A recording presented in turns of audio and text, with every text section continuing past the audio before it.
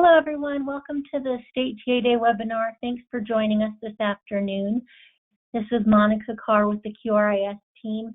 As always, can someone confirm that you can see our slide on the screen and hear my voice?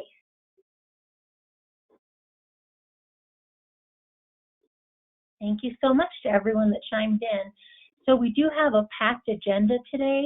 Our first presenter is going to be Jennifer McDonald from the PDIS, the Instructional Design team, but she'll be giving an update on courses available in PDIS.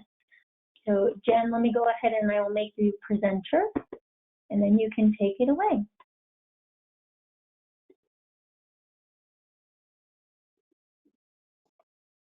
Thank you, Monica.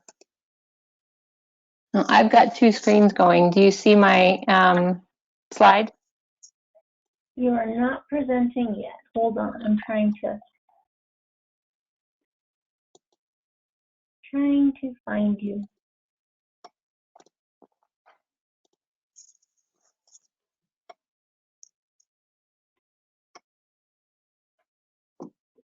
Did you use your presenter login? I think so. I used the key that was in the email. Okay.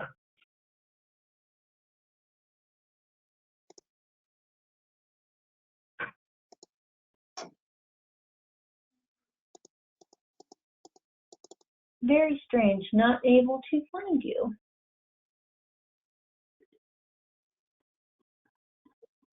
Would it be? Oh, we see. Would it be easier? Would it be easier if we moved on to the next presenter, and I'll send you my slides in the meantime, and then we can pull them up? Yeah, if that works for you, that will be great. Thank you, and thank you guys for bearing with us. So we'll come back to this topic, but we're going to move on with the Preschool Development Grant and their strategies, and we're having Kristen Lang present for this portion. And Kristen, I just sent you the screen, and we see your slides up. And okay, you do see them. And I believe that Lindsay, I see that she is on and she will begin our presentation. So let me kick it over to Lindsay and I'll just run the slides.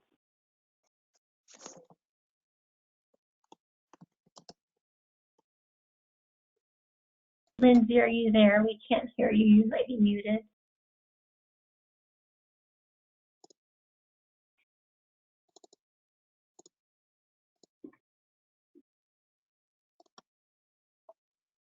Okay, maybe Lindsay is not on. And then let me just see if Angela is on the line. I know both of them were having trouble logging in. Oh, it looks like maybe we have Lindsay now. I am sorry. Okay, yay. Okay. Yep. And do we have Stacy? Is Stacy on the line? Hi, Lindsay. Is on the line. Here. Yep. Okay. Great.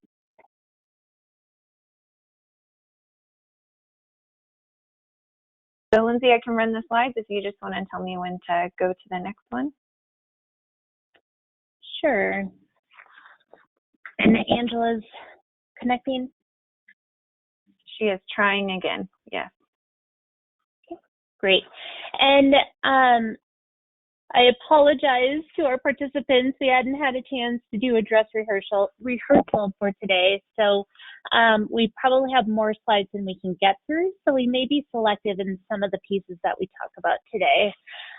But I'm Lindsay Dorneman. I lead the state's preschool development grant, and following up from the March EQIT call, we promised to do a slightly deeper dive into some of the PDG renewal grant strategies, especially those that have an impact to councils. And so that's what we'll be sharing today.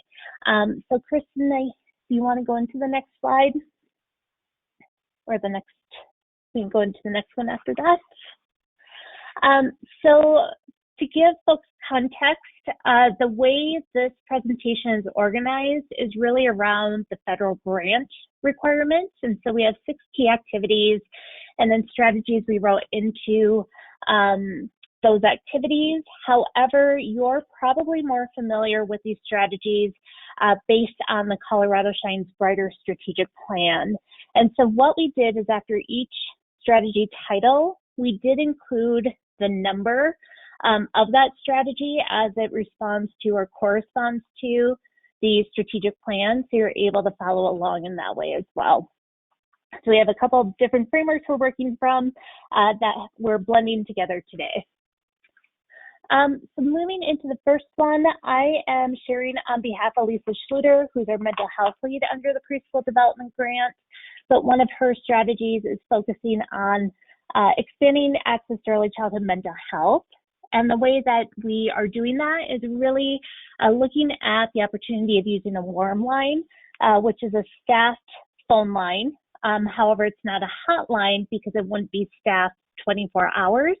It would generally be during regular business hours. And using that as a way that families, caregivers, and childcare providers could call in to get some counseling, get some support around challenging behaviors or other supports that they need for the children in their care. The other part of this is also looking at the ability to add dispatch, which means that in communities that may not have ready access to an early childhood mental health specialist or consultant, we would have the ability to dispatch an individual to go into that community and do some face-to-face consultation. In addition to that, we're also looking at the utilization of telehealth, which I think in today's landscape is not unfamiliar and is something that our mental health mental health consultants and specialists are currently adopting. However, under PDG, we'll be able to do a much more robust work towards ensuring that not only do the specialists have the training and the resources to be able to provide that service, but that our facilities and caregivers are set up to also receive that. So do they have access to internet? Do they have the technology necessary for that type of consultation? All right, so I think we can move into the next set of strategies. Okay, this is Kristen Lang with the Office of Early Childhood Preschool Development Grant Unit, talking to you about the Informed and Effective Licensed Child Care for Children with Delays or Disabilities strategy, which has several components. The focus of this strategy really is on ensuring that licensed teachers, whether they're in homes or centers, are best equipped to support the school readiness or kindergarten readiness of children with delays and disabilities. So one component of this strategy is looking at the PDIS system as a mechanism to share this knowledge and information that licensed providers need. So one piece is creating a brand new course that we're hoping will be required as part of the child care licensing rule revision that reviews the different resources available through the early intervention and preschool special education programs, and make sure that providers are aware of these programs, what the benefits are for the children and families they serve, as well as their classrooms, and then are aware of how to talk to families about accessing these services. And we'll also be refreshing one of our core courses that deals with inclusive practices, welcoming children with special needs. A second piece is really to be kicked off a bit later, is looking at how we can enhance local capacity to support best practices around referral and monitoring and inclusion in licensed early education settings. So really equipping localities to identify those champions within their communities and provide support to those champions and bring them together in a network. And finally, we'll be offering what we're calling an accessibility mini grant program. And really how this is going to work is we'll be pairing licensed providers with experts in creating inclusive, accessible, universally designed classrooms to receive consultation and technical assistance, and in the case that they need additional materials or equipment to create those environments for children, being able to do that as well, so that we have more classrooms that are ready to welcome children who have delays or disabilities.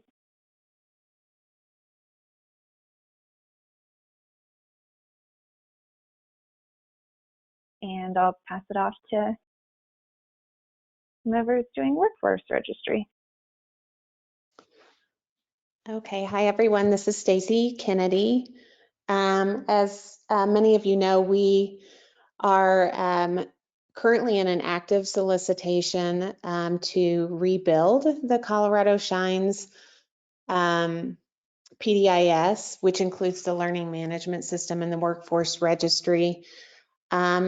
Really, the intention behind this rebuild is to broaden the use of the system itself, to include licensing qualifications, in addition to the early childhood professional credential qualifications.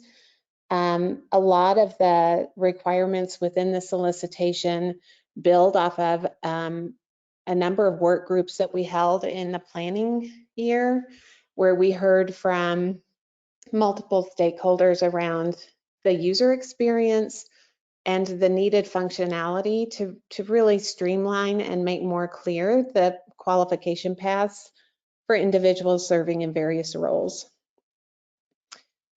We think by doing that, there will be a number of efficiencies gained with childcare licensing. In addition, we also think there will be a number of efficiencies within the training alignment process, and then just within Colorado Shines QRIS, as we continue to leverage the credential to inform the workforce section quality indicator, and the course completions that tie into the level 2 requirements. We also have been in a number of conversations. It feels like long ago, but it wasn't that long ago. It was before the pandemic, around just preparing for universal preschool and being able to articulate and have a good understanding for where our educators are across the state, and having those data readily available to inform both policies, initiatives, and investments in the field. Currently, the only centralized professional development, or the only centralized qualification data that we have on file, relates to the early childhood professional credential and the director qualifications. But all other personnel requirements are verified on site during the inspection with licensing specialists. So having a system that allows for this broader functionality and that really captures the data in a way that we're able to mine the information and be more informed in this area is going to be really exciting. One other benefit that we're anticipating is a shift in how background check information is made available. Within our criminal background check process currently, it's tied to the employer and not to the individual. And so the hope for functionality within this rebuild would be that pass-fail information related to an individual's required background check for working within a licensed childcare program would be tied to that individual's profile. So there's a number of states that are doing this. We tried to learn a lot from how those states were operating, and included that information within the requirements. As I mentioned, this is an active solicitation. It's in the evaluation process. We hope to have a contractor on board by July 1 and to have the rebuild completed by the end of the year. So we're kind of moving fast and furious on this, but we're excited for the change. I have one quick question. I'll try and answer it. Let's see. Would the criminal background check moving to individual also be applied to fingerprinting? Yeah, I think it's the pass-fail information is tied to all of those required components. Jessica, I kind of would defer it to Karen Rosa on the details for that, but that's my understanding. So as we move towards this new system, we'll be able to clarify exactly how that will work. But thank you for your question. Kristen, you want to move the slide along? So this next section, yep, I see it. Thank you.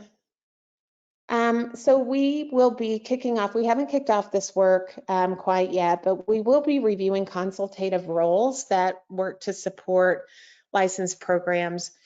Those include infant toddler specialists, early childhood mental health consultants, coaches that support the QRIS, and childcare health consultants, along with CACFP roles across the state. The goal of this is to identify qualifications and the need for ongoing professional development supports to ensure that these roles are both well equipped to support quality practices within licensed childcare, but also that there's an awareness for what each role does. And so there's a coordination and alignment component to this. We will be doing this work alongside Government Performance Solutions, who supported us with the work group activities that occurred last year.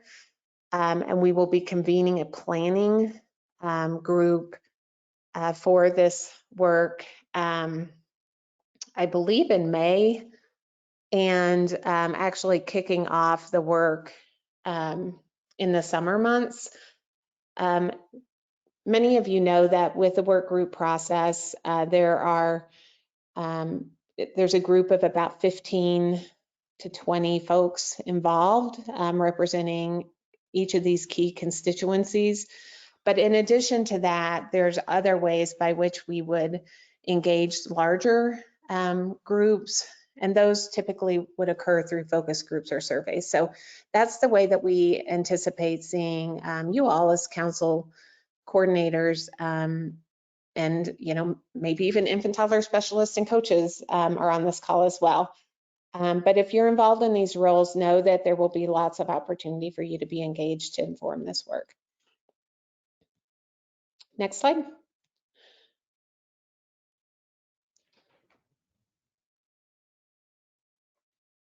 Okay. Angela, do you want to speak to this one? Sure, I can do that. Can anyone hear me? Yes. Perfect. Yes, we're very excited about this opportunity. We're going to be offering scholarships for CDA training and the cost of the CDA test. This is going to be really exciting as part of the new licensing waiver that folks can serve as provisionally ECT qualified teachers in the classroom while they obtain their CDA. So that will be for level 3 and higher centers across the state. But that's not a requirement to qualify for the CDA scholarship. It will just be a benefit to those centers that have high quality. But we are excited to offer this across the state, that folks can, about 250 folks per year can obtain their CDA qualifications and pay for that testing cost. We're going to provide this support with some professional development support as well. And that is in the works on figuring out how that will be administered. So wait for more information on that. And we're expecting to launch this hopefully in summer 2020, so as quickly as possible, especially in response to the current COVID crisis.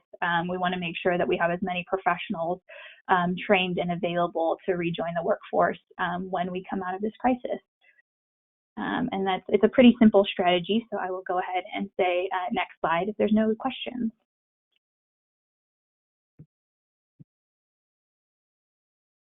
No questions, and just a reminder, you guys have about 14 minutes left.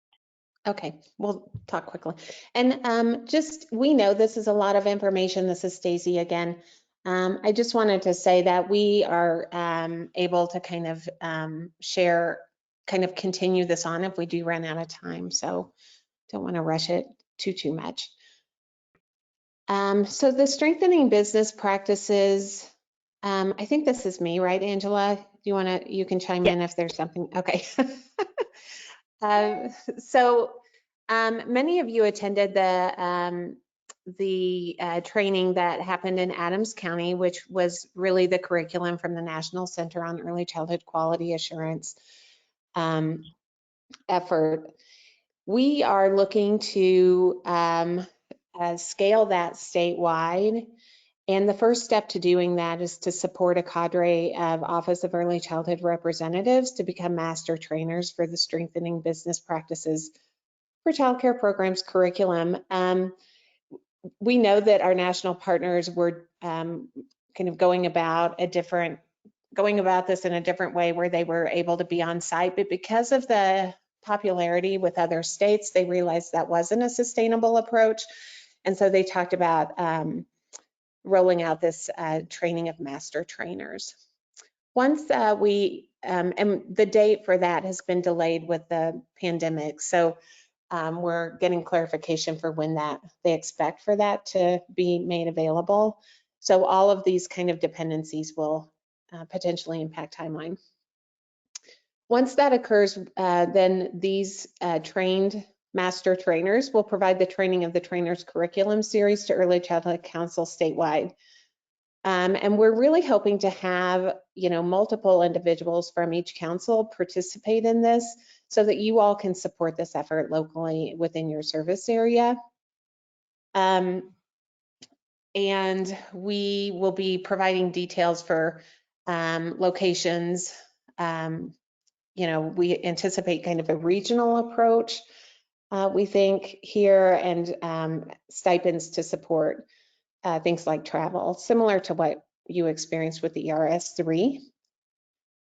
The third component to the strategy is there were a number of states that actually were interested in exploring options where appropriate that the content could be included or provided in an e-learning option. So we will have Jen McDonald, who's on the call, be part of that cohort and part of the conversation to determine the creation of e-learning options. And in the case that actually moves forward, that information would be made available on the learning management system. Now more than ever, we know this is important with the pandemic. We know that there's a number of programs that are temporarily closed that may need some additional support around business operations and management. So we're excited to have included this in our preschool development grant renewal plan and think it will be a valued resource in the coming months. Stacey, there is one question. Yeah, the question. Oh, sorry. Yeah, so the question is, are the coaches the audience for the train the trainers? It doesn't have to be the coach. I know some councils are kind of structured differently, so we really would defer to the council coordinator to determine who should be participating in the training of the trainers offering. But it certainly could be the coach.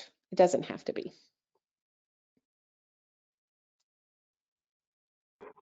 Okay, Kristen, you want to talk about the business practice toolkit? Oh, this is actually mine.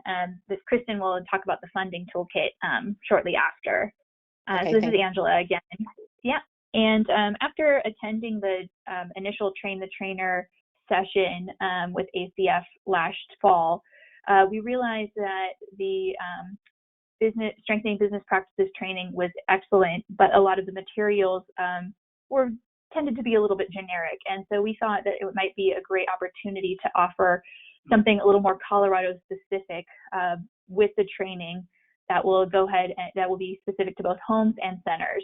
So we're working to create 2 separate business toolkit guides that would be available both to councils and directly to homes and centers as a resource to guide them through a lot of the different practices about how to start a business and how to maintain a childcare business. And so we're going to partner with small business development centers and workforce development councils across the state because they already have existing infrastructure and tools that can actually be tailored to our childcare workforce.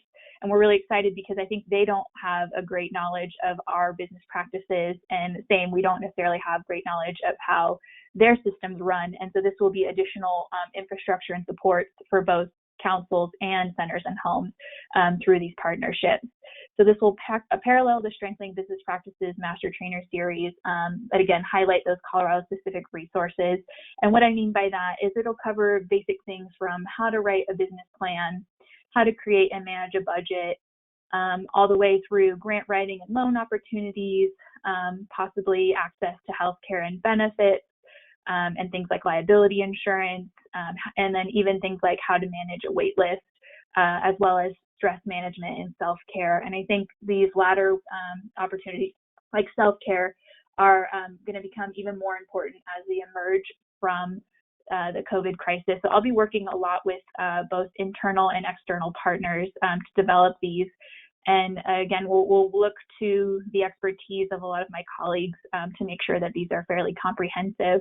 So we're excited to do this, and it's contingent upon the Master Trainer Series, but we can go forth and start creating a lot of these materials before that Master Trainer Series takes place. So just know that we're going to be working on getting these resources out as soon as we can, even with the change in timing of some of these other components that it's related to. And we can go to the next slide if there's no. Yes, I see a question here that says, can it include how to find resources for for-profit businesses? And I think, yes, that's absolutely something that we can look into. I think we're going to cover things like how to get a business license and then how to qualify for nonprofit status and the difference between the two. So that will definitely be something that we'll try to make sure that we call out specifically, is what are resources for nonprofit business models, and then what are resources for for-profit business models. So that certainly will be included.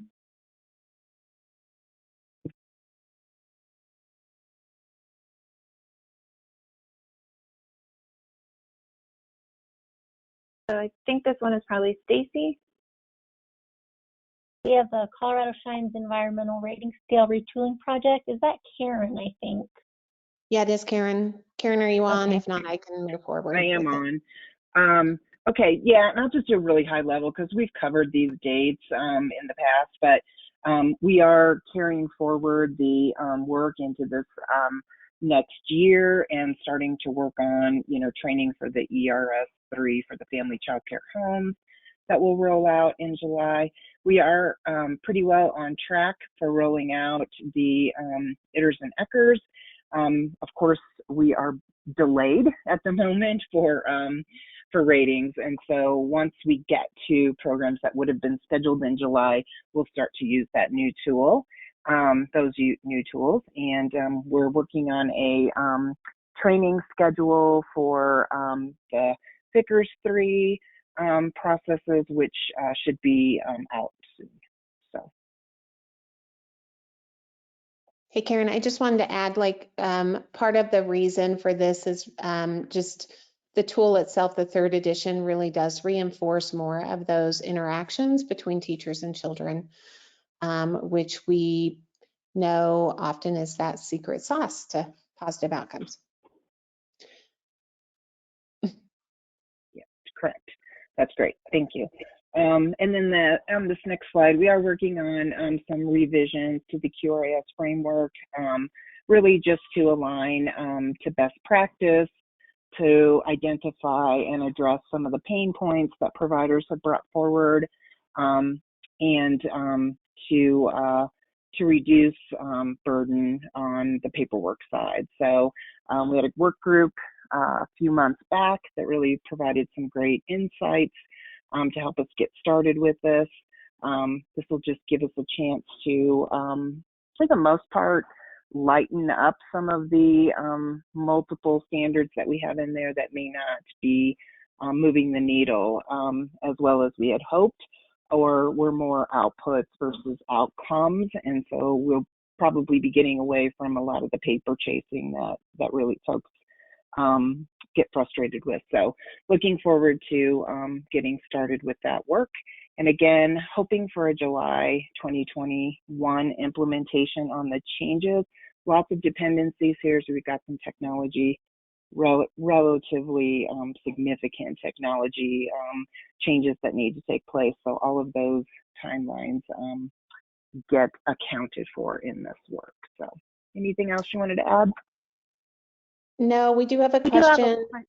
Oh, sorry, Monica. Go ahead. That's okay. We do have a question, and they want to know about e-learning courses with an overview of the 3 tools, and our team is working on that. Do we have a date for those, Karen? We have an early May delivery date for those ERS tools. We're actually putting final touches on the series right now, and they are absolutely outstanding. I can't wait for you guys to see what this incredible team did in getting these pulled together. So, so yeah, stay tuned for the actual release date, which will be very, very soon.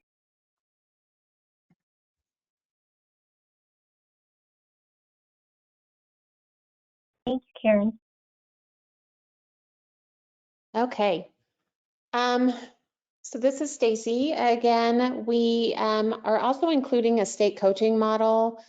We're in the process of hiring a coach manager. We received 82 applications for the coach manager, which will support 4 field-based coaches. We're looking to support or to have the field-based coaches within areas where it's known that coaching is underutilized or even maybe not available because of a coaching desert. We want this coach manager and their team to work closely with our instructional design team member, Christine Bauer, who's focused on coaching to help us understand what the needs for ongoing professional development and technical assistance are, and then just work together to ensure that we're addressing those needs appropriately from the state level.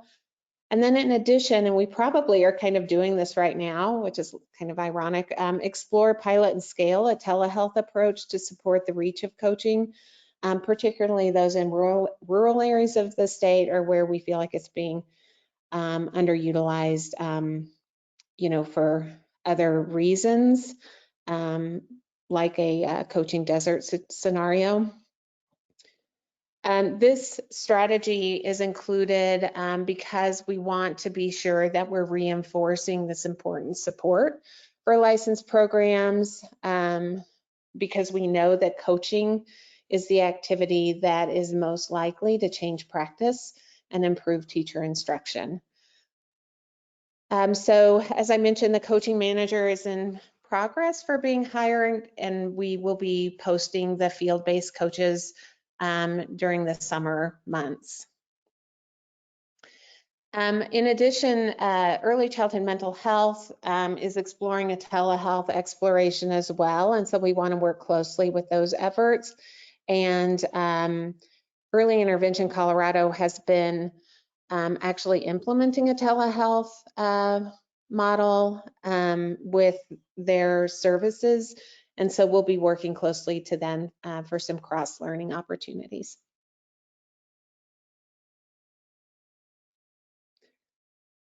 No questions, so next slide.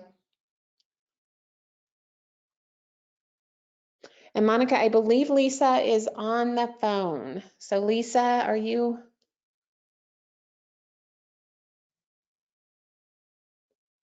Oh, she's on the computer. Okay. So I'll go ahead and just get to keep things moving along. There we go. I unmuted you, Lisa. Oh, great, good, perfect, thank you. And this is, as Stacy mentioned, related to the previous strategy as well. We're updating the course the content, the background of the entire EQIT course, because even I recognize that we don't have quite the time and capacity to do that on the rate, on the scale of the whole curriculum. And it was originally written in 1999, so it was time for it to get a refresh, and we're excited that we're probably hours and minutes away from finalizing the contract for the folks who are going to be working on doing that update. And it'll kind of, this year we'll focus on updating the background, and in the next 3 years it'll move forward to some other supports that, as Stacy was noting, will mesh with that scaling of telehealth and mesh with some other strategies for really ensuring that coaching and relationship-based professional development get everywhere that infants and toddlers are cared for. It is a nice project right now because it's not deeply impacted by the current state that we're in, because it's sort of working by itself.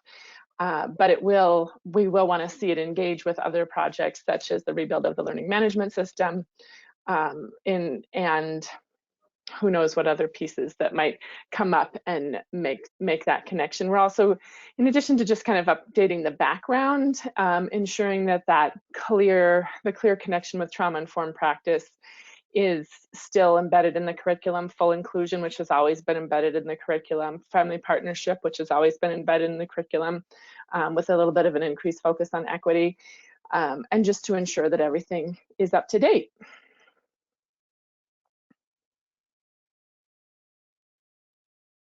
Happy to answer any questions about that as well. Hi, Lisa. This is Stacy. I'm not seeing any questions. Great.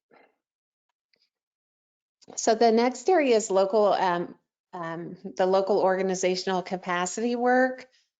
So many of you are aware that last year we conducted a local organizational capacity evaluation that included family resource centers and early childhood councils. We will be sending out that report as a follow-up to this webinar. But in the meanwhile, we have convened a small planning group that consists of Amy Payton with ECLA, Mark Kling from Family Resource Center Association, and myself and Kendra Dunn, to understand kind of where there are gaps in that particular report, how we might fill those gaps, and then really define the goals of this effort as we kind of probe in on where there are opportunities to support local capacity, whether it's with the early childhood councils, family resource centers, or kind of their collective, your collective collaboration. The planning meeting the planning group will convene here for a total of 3 months. I think we're 1 month in. And then from there, we'll again kind of pull in larger folks and engage the larger field around this work. The end result really is to understand where there are training technical assistance needs. You know, we haven't had a lot of churn historically with councils, but we have seen some changes within certain areas with the coordinator role. And so we see this as a benefit in cases where there maybe is some change in role to support onboarding, historical, you know, like what's the history? It's almost like a competency. What is it that I need to know and be able to do to be effective in the role? And so we're going to be really rolling this work out in a very thoughtful way, but allowing for some, you know, time, which we didn't necessarily have in the condensed first year of this, and having it play out over the 3 years that we have the preschool development grant renewal. We know that all of you, I mean, we know more than ever what strong and necessary partners you are to help us support those license programs and families and others, key partners in your area. So we're excited about moving forward with this work to ensure that our local partners have the support that they need to be successful. Next slide. Oh, wait, I do have a question. It's not related to what I just presented, but Judy, yes, we will be sharing out the slides as a follow-up to this. So the next effort, and again, this is Stacy, is a policy research partnership. This is our continued work with the Butler Institute at the University of Denver. And we are interested in having kind of further evaluation or investigation into kind of the CCAP and QRIS participation policies and how those impact the providers and family participation in programs. This would be kind of a longitudinal look, looking at specific policy changes to see if they really had the impact that we were hoping for, which ultimately is to promote and ensure greater access to high quality care. This is exciting because this is something we haven't had the opportunity to do in the past, though we've very much wanted to. So to have the added bandwidth with this partnership is good. We know that the families served in CCAP in particular often face numerous barriers to accessing quality and early childhood education. So we very much want to be sure that the policies that are in place will, are really supporting that end goal.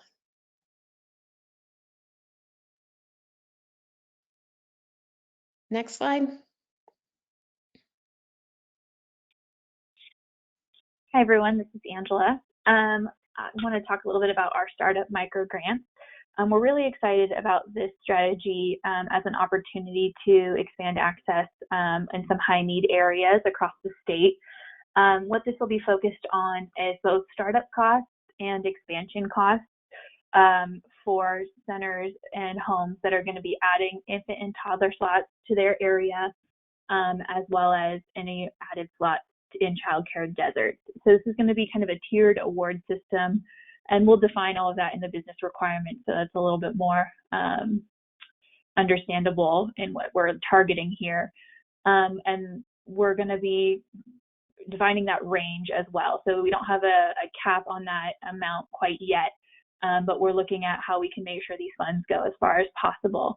In terms of what will be allowable costs, we're looking at anything from health and safety equipment, background check and fingerprinting costs, licensing costs, any training and professional development costs, developmentally appropriate equipment, things from strollers to cribs to classroom materials. Renovations are going to be a little bit more difficult. Certain types of capital improvements may not be allowed with this federal funding, so we'll ensure that the guidelines around that are included in the business requirements.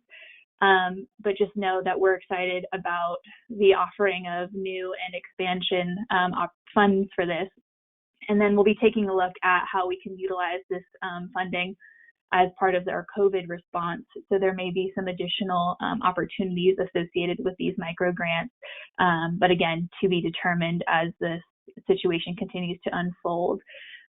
There was a possibility that we would tether this to the business practices training so that we can make sure that there was a sustainable business plan in place. But given our discussion about timing of that training, again, that's something that we're going to continue to discuss and let you know what that will look like. But it's looking like it might not be tethered to that after all, if that's delayed any further. And then I have a question here. Is there going to be a range for awards? Yes. So we'll let you know what that is. We're still determining that to make sure that we have enough funds that can go, towards projects that will actually really remove barriers for folks to open or to expand to add additional classrooms at their locations. And then, is this in addition to capital improvement funding through our GAE funding? Yeah, so this will be a different pool of funding through GAE, but I don't know, Stacey, do you mind answering that portion of it if you're able to?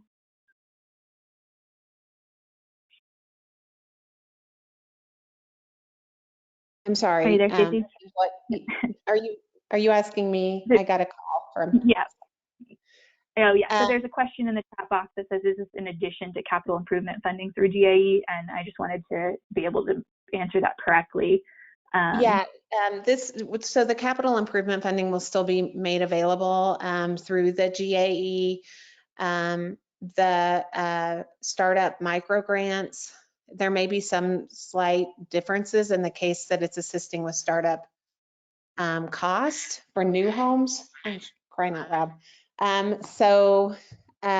But we'll provide that clarification on how those two grant opportunities kind of work together, so that you all have some clarity and can really target those programs in your area that that may fit well with these grants. Yeah, and then there's an additional question here that says, will you be giving dollar amounts per area presented today? It will help us see the reality of reach statewide in each area. For example, CDA and startup microgrants, what does that reach look like statewide? Again, Stacey, I might defer to you on that. I was just going to say, and Lindsay, I think that was you. We can provide some detail for those funds, those award amounts, like for the CDA and the testing and the and some of the QI grants, and just know that some of this is still in process. So and that you have our commitment for getting that detail out to you as soon as it's final. Yeah, I believe we shared out after the EQIT call in March, the revised budget narrative. So that may be a useful tool because it gives you a sense of the entire PDG budget with some detail behind how we envision that money to be utilized. So we can make sure that that link to that document is shared again with this group.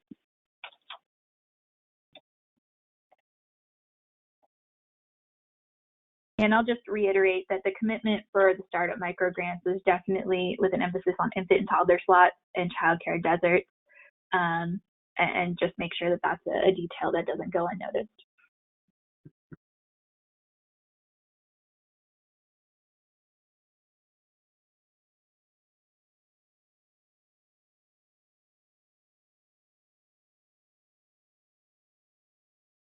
Sorry. So this is Stacey again. So the Early Childhood Workforce Link project is work that's happening with the Colorado Evaluation Action Lab. This is really a way for us to mine our existing data to answer key workforce questions. But in addition to that, it also could link to other data sources such as Department of Labor and Employment, educator talent data, a wide range of data. And so to the extent that we're able to kind of link those to answer key questions, having this information will allow us to understand how those data can work together to answer key issues on workforce, existing workforce, pipeline for our workforce, demographics, churn within the field, wages, and educational pathways. The idea is that we would make this available to key stakeholders, both at the state level and community stakeholder level, so that we all will have the ability to regularly answer these critical questions about the early childhood workforce. This is also a 3-year strategy. And in preparation for this work, Whitney LaBouffe and her team have been doing some QAing of the current data that's collected in PDIS as well as the background information data. And so here shortly, they'll be sharing out some of their kind of mini link between those two data sets relative to the infant toddler education educator workforce in cases that users are registered within PDIS. Next slide.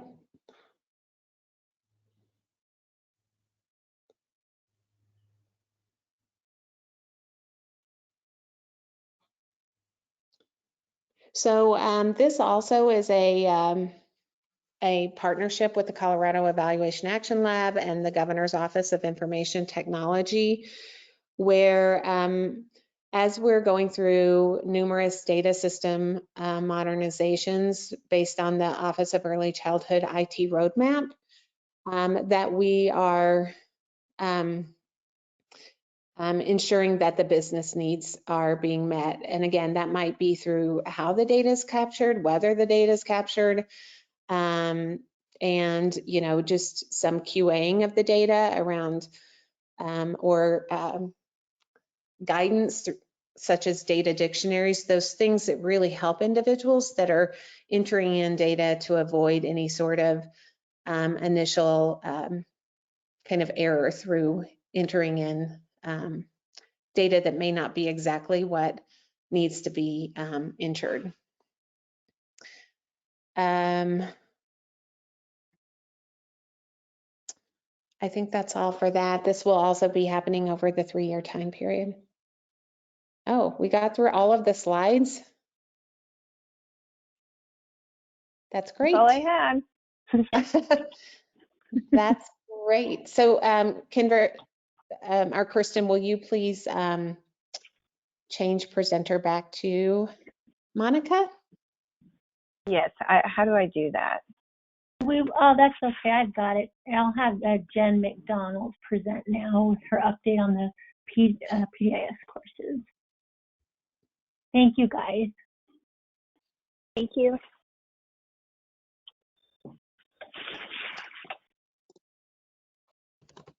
Hello, everybody. Can you hear me? Yes, and we can see your screen, Jen. Thank you. All right. Do you see my PowerPoint here or my other mess of the screen? OEC training update. Perfect. Perfect. Thanks, everybody. And thanks, everybody, for being here. I just wanted to take a quick second to give an update on training, especially with COVID and people maybe having some more time at home than they normally do, and maybe some more time in front of a computer than they normally would. We just wanted to highlight some of the things that have been going on in the instructional design world here, and talk about exciting things. Hopefully. And I also just wanted to start with a little celebration of how far we've come. So April 15th actually marked the 5-year anniversary of the PDIS, which is very exciting. And just to remind everybody, on that date, we went live with 10 courses that were all level 2 courses. All were published in English, and there were no required courses available online. So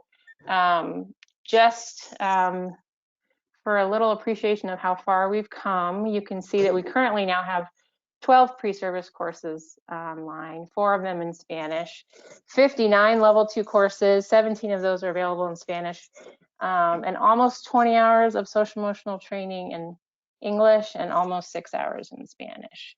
So we do appreciate and realize we have a long way to go in getting the Spanish courses leveled up with our English offerings, and just know that over the next, I would say 3 to 6 months, those Spanish courses are going to be increasing quite a bit. We have a lot actually translated, and we're just working on getting them published to the PDIS. But one that we're very excited about, was just published today, is Standard Precautions, which was published originally in English back in January. So this is a very exciting course. This is one that people have been asking for a long time. And when I presented about Standard Precautions going live back in January 23rd, we had about 700 completions so far on the English version. And as of this morning, we have over 5,000 completions on this course so far, so we're really excited to be able to offer it in Spanish as well, starting today. So we've been hearing some really positive feedback on the English version. You can see on your screen. I'm hoping that we'll get equally positive comments in Spanish. We have actually had some evaluations where they have come through in Spanish, so we know that people have been taking the course, the English course, even if Spanish might be their native language. So we are excited about this one. Next, I want to highlight a couple of course sequences that we have available. So we've started to put courses together that kind of fall within the same topic area and allow learners to pick the courses that are the most interesting to them within that sequence. So we have a positive guidance sequence, which has the 3 courses you can see on your screen. And all of these, by the way, do count as social emotional clock hours. And we also have an infant and toddler care sequence, which starts with an introduction, and after the learner takes that introduction, they can take any of the remaining courses in any order. And again, we have actually been receiving very positive evaluations on both of the courses, all of the courses in these sequences. It's funny to me when we get evaluations where people say that they feel like the course should be required for all childcare providers, especially when we get such feedback about having too many required courses. But we have had that feedback on quite a few of these. So we're excited to offer these, and we want to highlight them. We want to highlight them going forward. Any questions on any of this before I move on? Christine, I keep muting you because I hear a little bit of background noise. So I'm just going to do that real quick. And I'll unmute you in just a second, okay? Okay. Jen, we do have one question. It says, have you been able to determine if you can easily add Spanish to the registration page?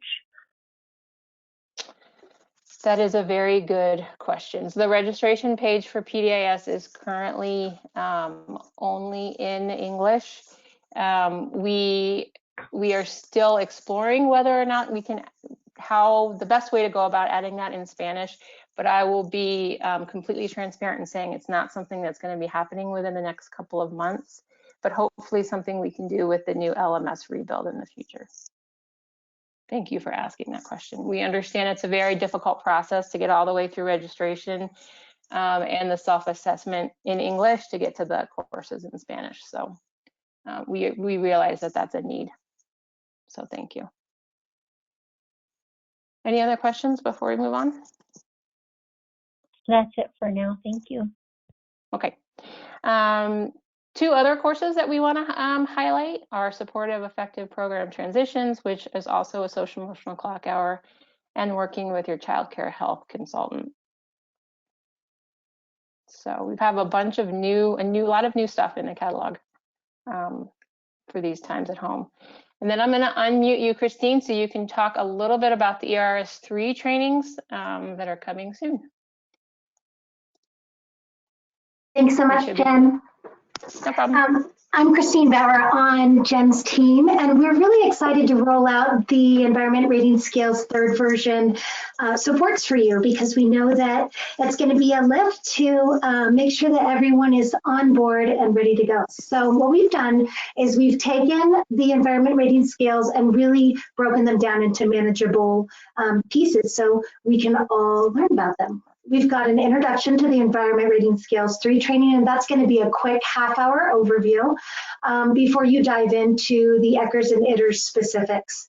So if you've got a teacher that is working in a classroom with children 0 to 5, they can take both of those overviews, and they'll be practicing different skills and looking at different part of the scales in each of them. So it's really an advantage for mixed age providers. And then if you've got a teacher who's working with just a specific age group, then they can just take the overview of the ITRs or ECRs. One of the things that we were really specifically trying to support here were what our coaches would have in order to integrate this into their coaching as well. So we've been working on a video series, and that will come out with the other trainings in May. And those are going to be looking at how we can coach for improvement in diverse program settings, knowing that every program that we're working with is going to be a bit different, and we want to help everyone bring the scales on board. So those will be coming out in May. Look for them, and if you have any questions, always reach out to our team. You can go to the next slide.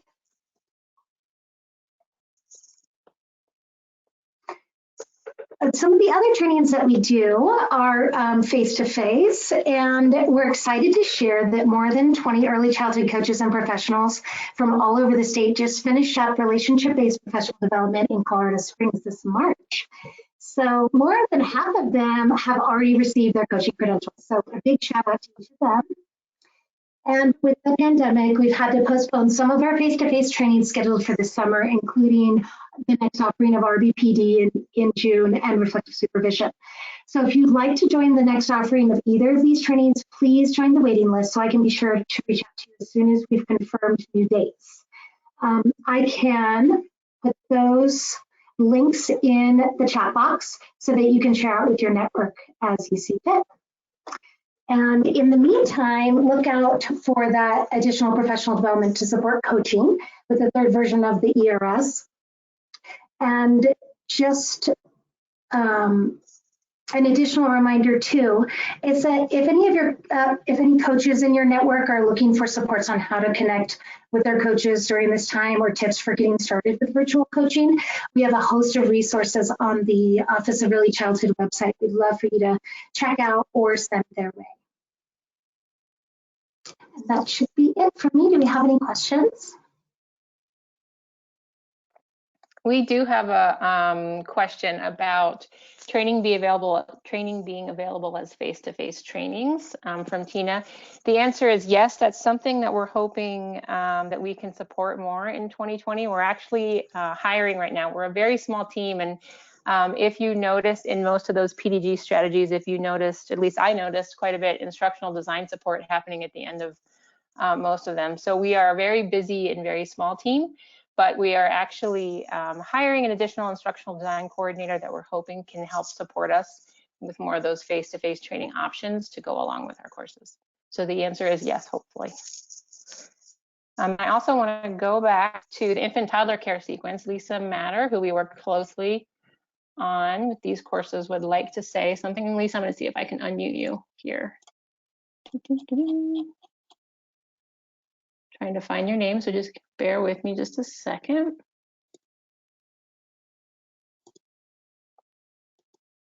Jen, do you think you guys will be done in just a few minutes? We still have another topic to cover. I think I have. Sorry to rush you guys. No, it's totally fine. We'll be real quick.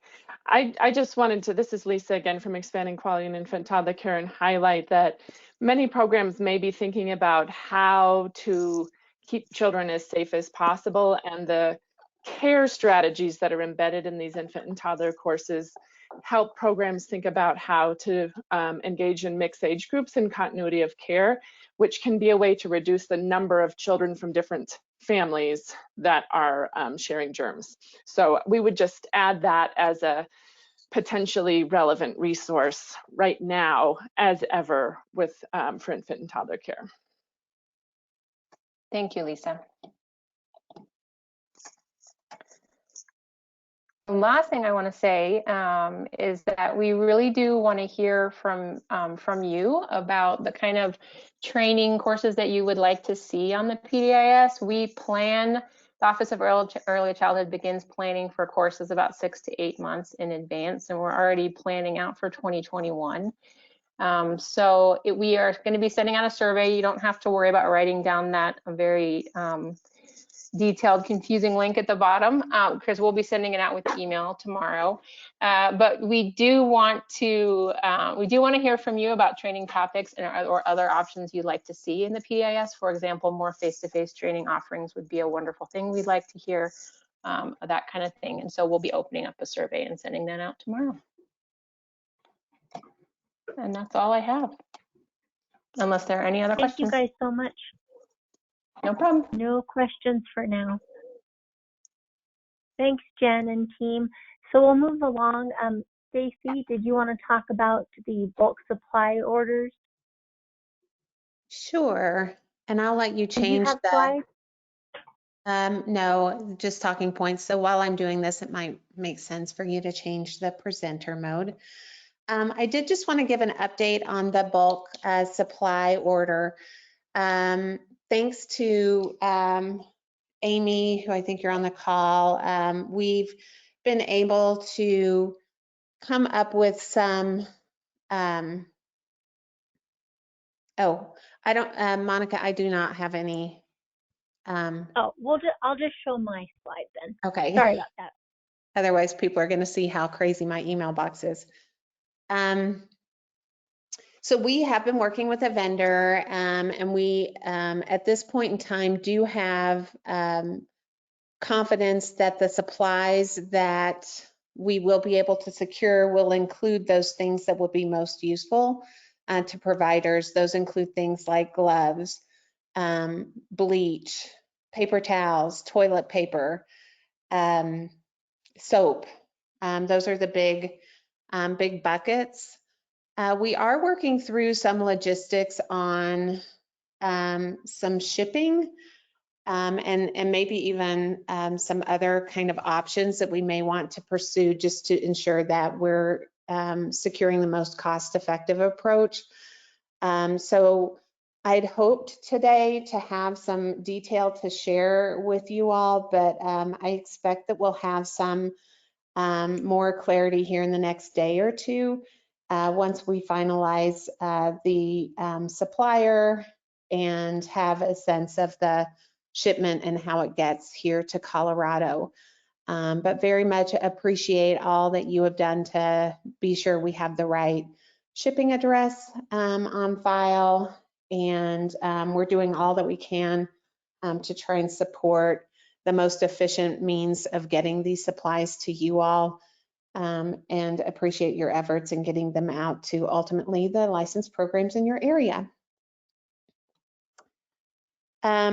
I also wanted to give an update on the letter that is available to licensed childcare programs. I want to reiterate, or I guess share with you that one way in which we're trying to get providers to update their information within the portal that's on the Office of Early Childhood website, and we'll send out a link to those of you that may not be familiar with exactly where that is, but this is the provider survey that lets us know details around whether a program is temporarily closed, whether they're facing any challenges around supplies, staff, etc., and how that's impacting their ability to remain open or to reopen. There is an option now where licensed programs can go into the portal and make a request for a letter that can be used in local chains that allows them to make purchases for things that may have a limit. And we all know what those things are. They're all kind of the supply things that I just mentioned. Any kind of sanitizing products or paper products like toilet paper or paper towels.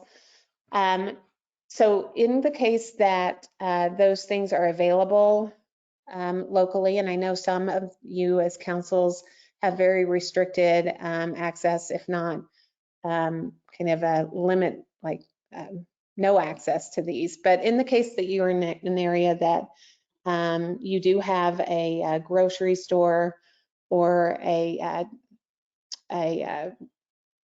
store that has these supplies available, encourage your licensed childcare programs to go into the portal and make that request. Once they do that, they'll receive their license along with the letter that can be used with these chains to make those purchases beyond what's available.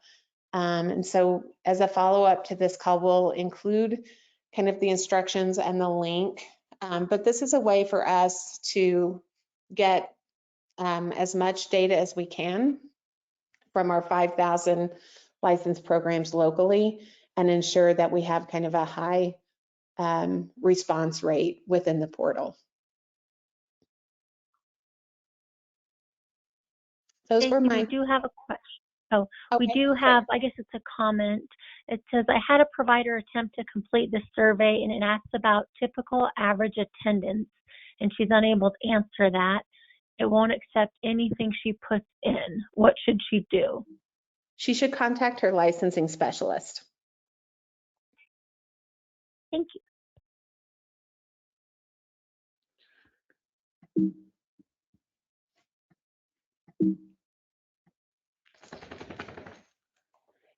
Yes, I see the question from Lisa. If providers have already completed the survey, do they need to do it again in order to, oh, hold on, this is what's happening, in order to obtain a copy of the letter? Yes, if they can go in again, that would be the best process for them to pursue. It won't count as a double count, by the way, on the back end within Salesforce. It still is using the license number as a unique ID.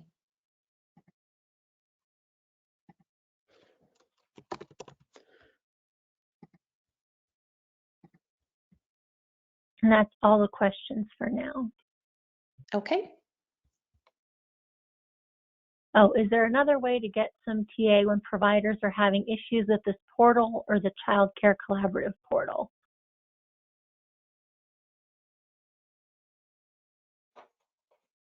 I think the best thing to do is to reach out to your, reach out to the licensing specialist. I want to mention it is very important, especially with the emergency child care effort, that those processes, whether you're a provider or a family trying to either offer care or indicate that you are willing to offer emergency child care, or a family in need of emergency child care who's needing financial assistance, that they complete those forms. And that there's not an assumption that they can just start attending a place and that tuition will be covered. So it's just very important to reach out in those cases. And that link, yes, Michelle, is the covidchildcarecolorado.com. You'll see at the top it has provider and then it has family.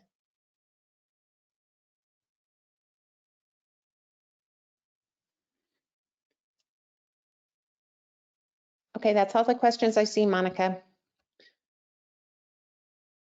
Okay, so moving on.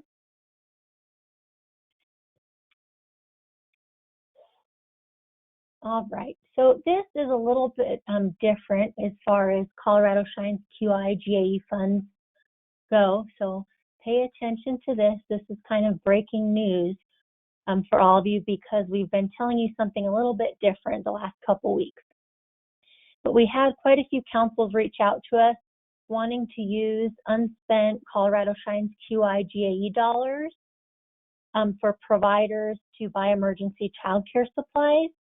So these would be those funds that a program would draw down from the GAE with those eligibility requirements. They're a level 2 or higher, and they have that CCAT fiscal agreement.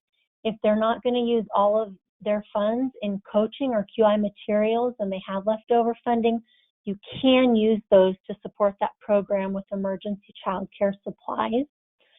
In Sugar, and this is new, we've added a spending code, and it's going to be this COVID-19 supplies. So when you make sure you select that code in Sugar, and then you'll just reconcile that the same way you do for other quality materials, and then invoice us on that GAE invoice template. Any new, this is kind of breaking news, so take a moment to think about this if you have any questions. We also have a few slides on this, but then we have it broken down with instructions. And as always, Michelle and I are available if you guys have any questions in the future.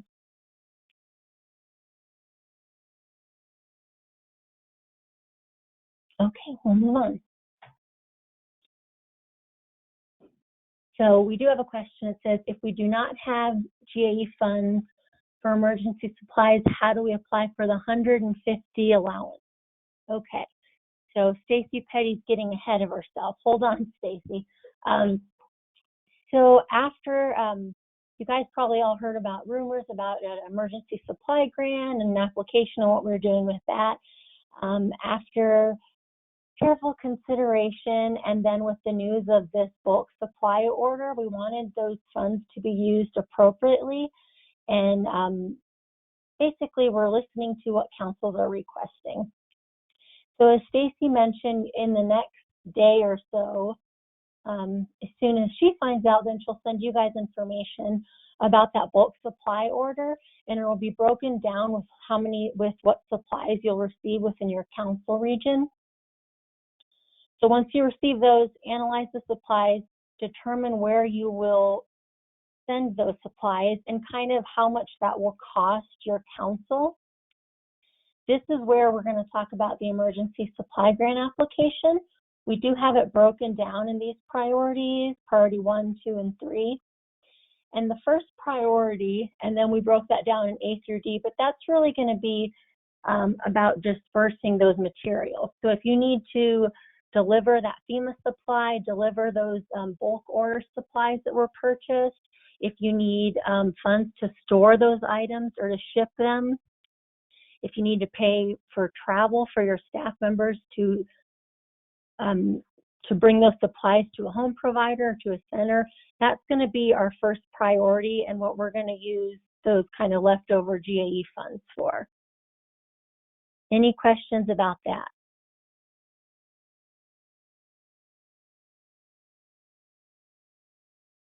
So once those funds, that's our first priority to take care of getting those supplies to programs. That's our number one priority.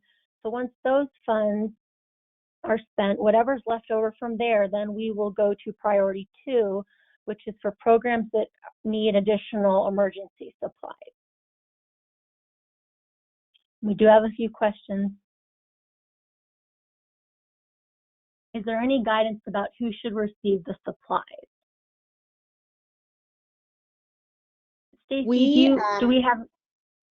Yeah, ahead. I was just typing. I was trying to be efficient. We know that there are programs, more and more programs indicating need in these areas. You are receiving that information on those data reports that Jake is sending out. If you want to be included on that distribution list, you can contact me and I will add you, but we have a number of councils on that list. Typically, these are the folks that participate in the huddle. And we would ask that you're either associated with a council or a CCR&R, so we know that you have a business need to have these reports.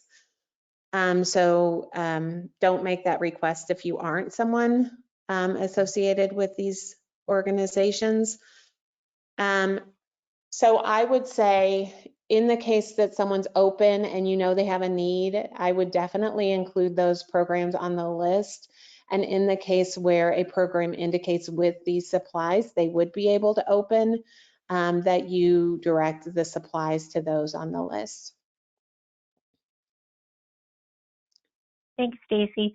We do have a question that says, are there date requirements for using GAE on COVID supplies? Can they submit for reimbursement for supplies purchased last month? Well, those wouldn't be purchased with GAE funds because this is kind of breaking news with using those CSQI GAE funds for emergency supplies. But it seems like every council kind of has their own due date. As long as the items are purchased by June 30th and we're invoiced for them, that's okay with our team.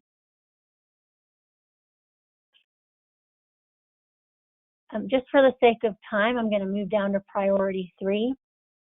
Can I add some clarification quickly? Yes. These are for licensed childcare programs. These supplies are not for families or any other entity. So this is a specific supply order to go to licensed childcare programs. Thanks, Stacy. And that kind of touches on that last question that was there. And it is in the notes that you are able to support programs, licensed programs, but that would include school-aged,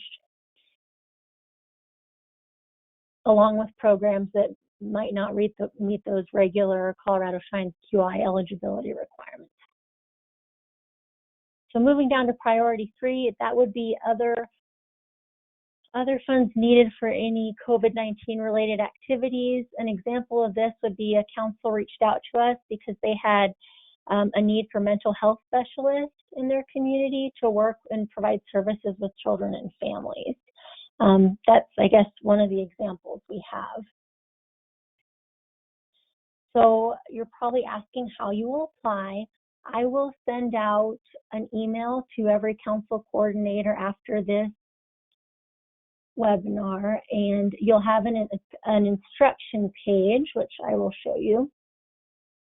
It kind of breaks down how you'll apply and whatnot, but it's going to be a Google form, so it's set up as a questionnaire, and we can pull that up.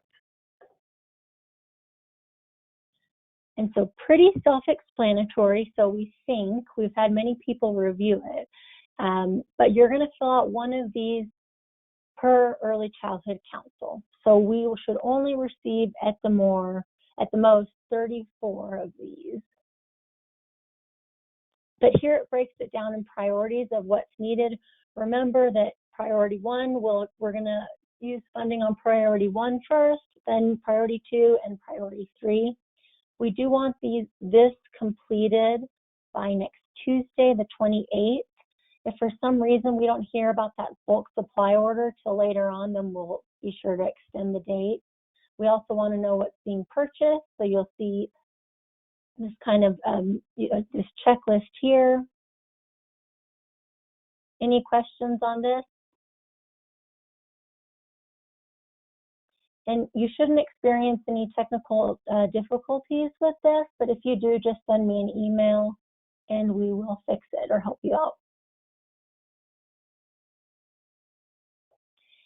A question is, any updates on the FEMA order? Are we still waiting for full delivery? That I do not know. Stacy, do you have an update on that? I am not involved with the FEMA order, but let me reach out to those within our office that are involved, and we can provide an update afterwards as a follow-up to this call. Thank you. So just the process of how this application will be reviewed.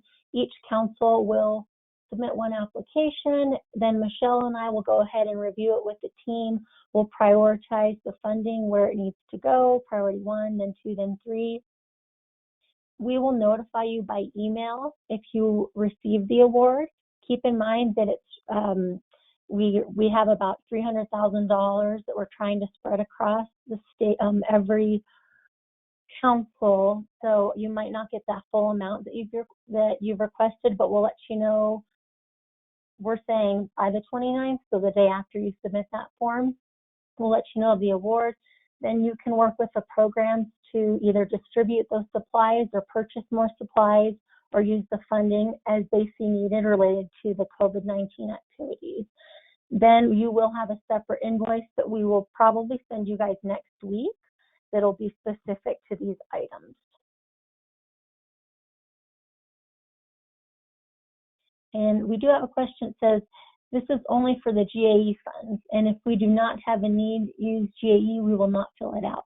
So this is separate, Sherry. If you have those CSQI GAE funds that have been allocated to programs, usually for coaching and QI, that is separate from these. If you have enough funding and you don't need any, then you don't have to fill this out.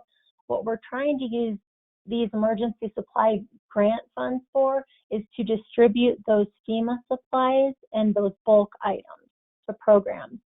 We heard from several councils and they said, well, once I receive these items, I don't have the funding or can't pay for the staff to go actually distribute them to programs. So that's kind of what we're trying to resolve with these funds.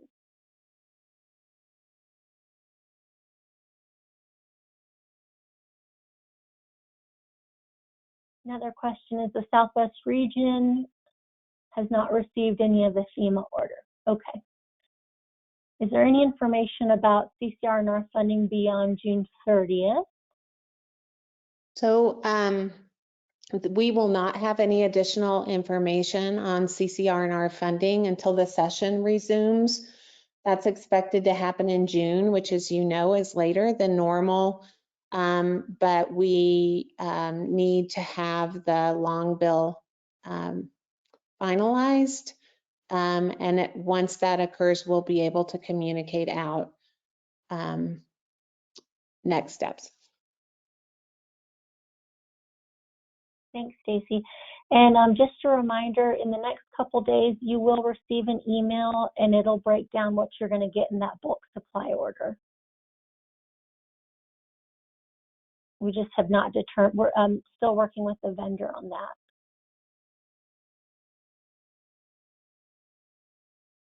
Are the masks still on their way to local communities for child care providers? Yes, so I don't have an update on timeline for when the masks are expected to arrive. The lead for that is reaching out to their suppliers. We know that there will be about 32,000 masks. I think this information has been shared with you all through EQIT on the quantities per council area. And so we'll keep you updated as soon as we have an update from the Colorado Mask Project on the delivery timeline. Thanks, Stacy. We do have a question. It says, will we receive additional clarification on the work being done by CCR&Rs in regard to the Emergency Child Care Collaborative?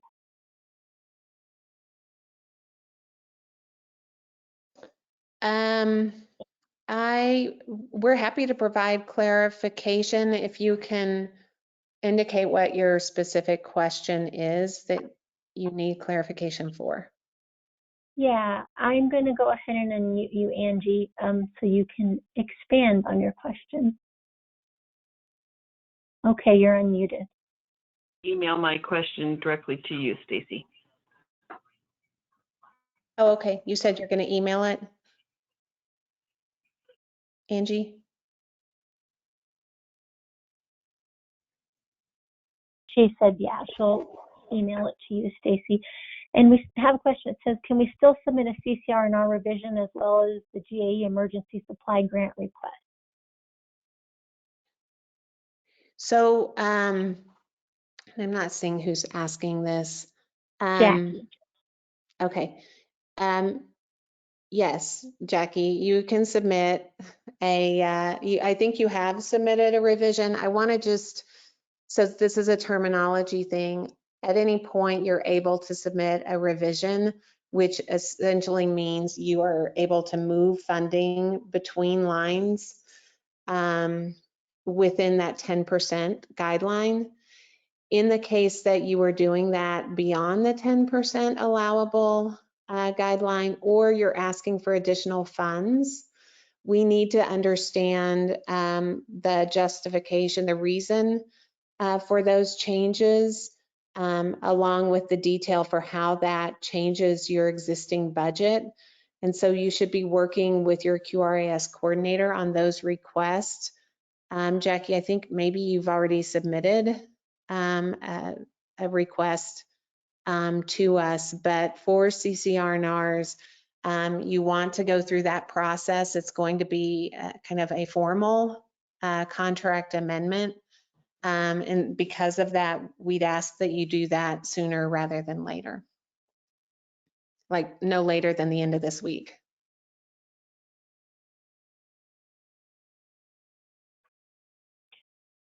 Thanks, Stacy. Will CCR&Rs be utilized to help match parents to child care providers in our prospective area?